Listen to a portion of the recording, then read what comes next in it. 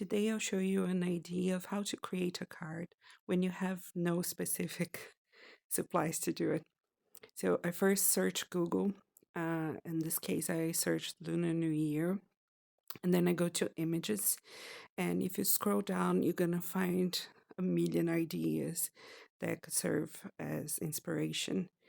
I just chose one that I really liked.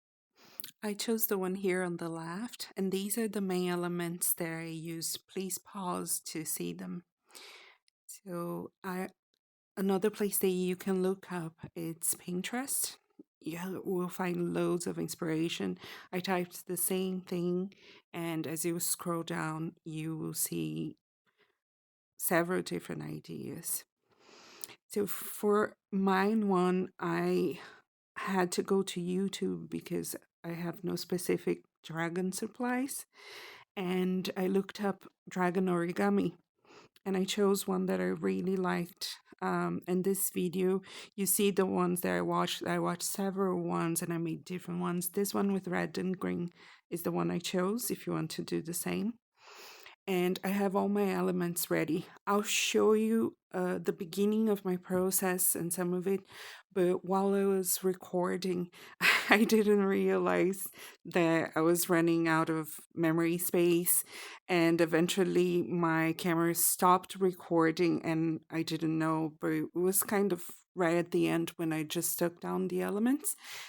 So I'll show you the final card and I'll talk you through it. But I just ink blended a red panel and I have everything else pre-assembled. I do that in advance so the videos are not too long and you guys don't have to watch me doing everything. But this is a flat brush with a wide surface, and I'm just using vintage photo. I tried ink blending with a dark red beforehand, but it couldn't, like, it wasn't showing much at all. Maybe because the cardstock I'm using is too bright, so I just went for a brown, and I'm fading towards the center. I just want the borders to be darker to give it a bit of drama, I guess. And I did the same. I'm not going to show you in detail, but I did the same thing to my biggest circular element. And that one, I had already stuck it down to a bigger mirror cardstock gold frame. And you can ink blend no problem because the gold is very sleek. All I did once I was done was I wiped the gold with a microfiber cloth and I removed the excess ink that was sitting on top of it. But it didn't interfere on the color of the gold cardstock at all. When I ink blend, I usually use this mat. Most of the times I do my ink blending off screen so you won't see it. And it's very easy to clean when you use any dye inks or distress or oxides. You just need to spray a little bit of water and wipe it with a cloth and it's good to go. Now I'm gonna use a detailed plate by Altenew in a minute here.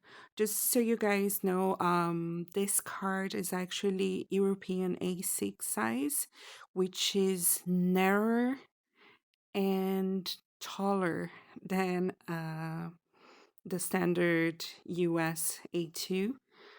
So this plate is US A2 size.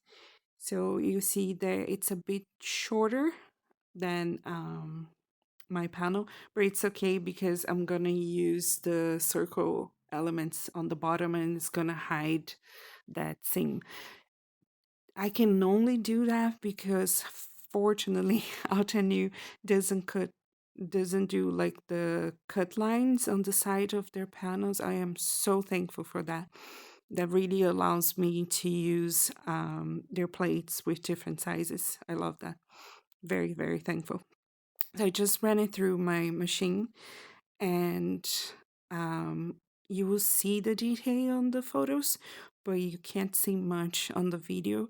Also, it's a bit hard to remove because the cardstock was a bit wet from the ink. If you wait for it to dry, it will be way easier. Don't do what I'm doing. Do as I say, right? Um, then I'm gonna fold my card base, which is a lighter cardstock. So I'm doubling everything up to make it sturdier. I don't like the floppy card bases and cards. I also don't know scoring tool, as I've said to you guys before on other videos. So because it's very lightweight, I can just fold it in the center and reinforce the fold with a bone folder, and that's it. It doesn't take anything else. It doesn't crack, and it looks good. It really does. I'm not just saying it. I'm gonna stick my panel to it. I use a lot of glue because even though it doesn't have that much dimension, those dots kind of push the paper away from the base. So I want to make sure that it sticks nicely. I'm gonna put a lot of glue down and press it down for a little bit. If you have some paperweights, use them. They make your life so much easier. But I always forget to bring my paperweights when I'm crafting and making cards. I only remember them when I really need them. And sometimes I just hold it down for 2 seconds and then it doesn't work as well as it should. But I'm just being aware that that bottom part that has no dots, it's gonna be on the bottom of my card, if that makes sense to you. I had a few paper hairs and other stuff from the plate that transferred to my cards. I'm trying to remove it and pressing it down with the bond folder.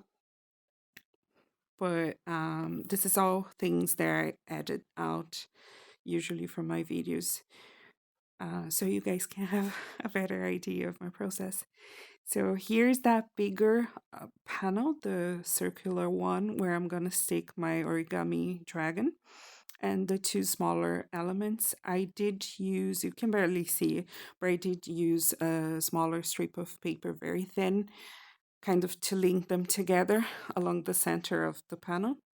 And then I added this very thin circles. There are also an older Altenew die set, and I just cut them kind of in half, and then I measured the height and the size according to the space that I had left on my card.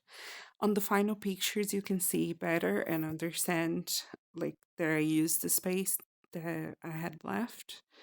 And then I just stuck down my dragon. I didn't add a sentiment to this card because I didn't feel like it needed. But if you ever do this, feel free to add your sentiment if you want to. I do advise using origamis if you have no idea of what to do and if you don't have supplies, but you want to do something very specific. So here are the pictures, and you can see how the final card turned out. I hope you like it. Have fun. Have a nice day. Happy crafting.